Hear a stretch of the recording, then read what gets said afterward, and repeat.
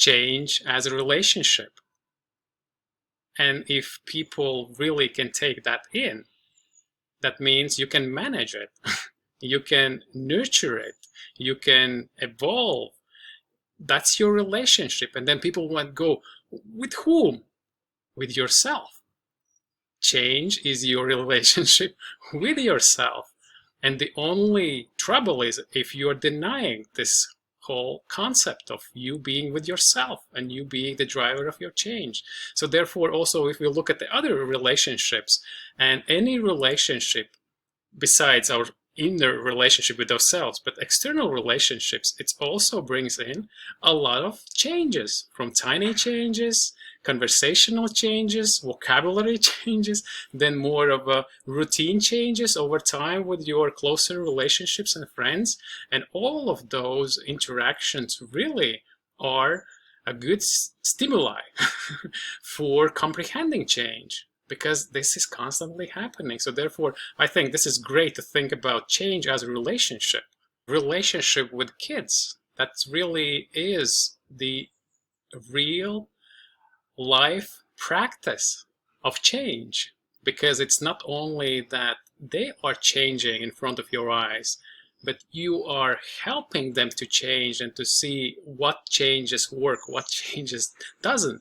And in return, it also requires you constantly to change, because you are willing to help your kids. At the same time, you see that not everything works, and not everything works from the first time. And then it all also requires how you readjust, readapt yourself. So therefore, I think possibly the best, not possibly the best, but maybe one of the most efficient way to really have a deep dive into the change and a sustainable change is really your relationship with your kids. And this is how the depth of the change internally is experienced. So therefore, I believe my work before kids was more, I can honestly say, more superficial and only according to my own experience and also organizational experience or the work experience. But if you look at the human side of it, then kids are the great helpers into realizations around the change, and also seeing how deep that is and how sophisticated and complex, but so much interesting, because it's all about us. There is nothing more. It's all about us. So we are not speaking about, I don't know, planets or different civilizations that we've never seen. We're speaking about us, which is in our biology, in our reproduction, in our lives. And therefore, I think it's all kind of can be explained by how the societies evolved. And of course, we had to go through that journey because our capacity to think rationally, intelligently evolved.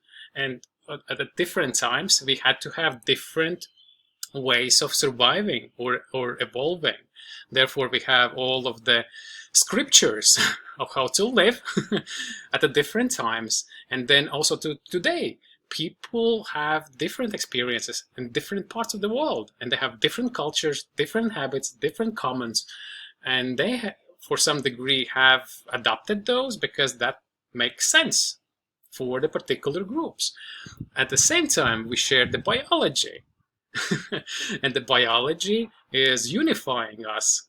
And that would be possibly if at one point somebody would be willing to disrupt a global living, like civilization, like make us one. I think the only like a ground to step on is our biology, nothing more.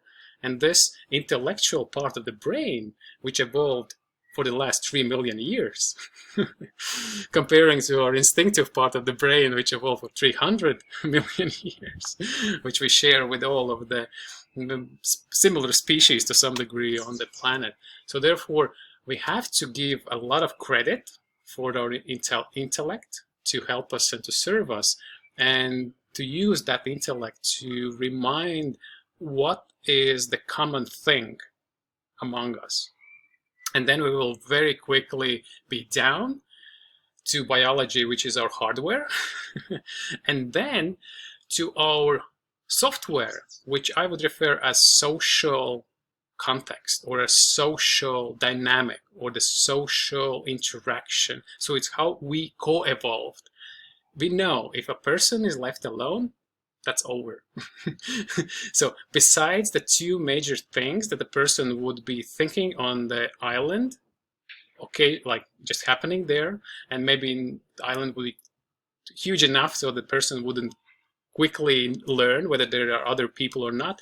The first would be food, survival, maybe shelter, and the next, or not be in the next, but the same time there will be a question: are there other people?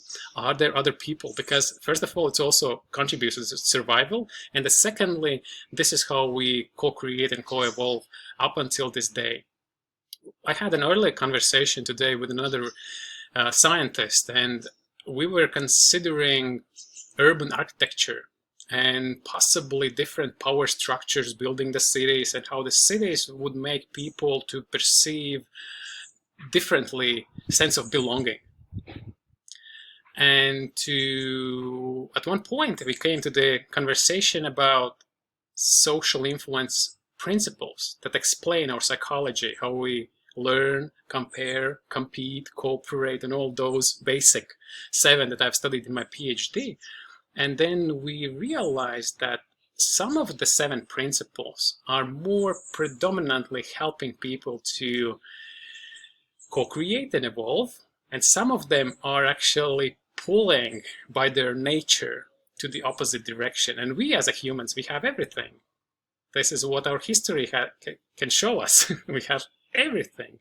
And therefore, we, by knowing ourselves better in a social context, we can intentionally pick those principles that are more supportive for co-evolution rather than those that are destructive or hindering our co-evolution.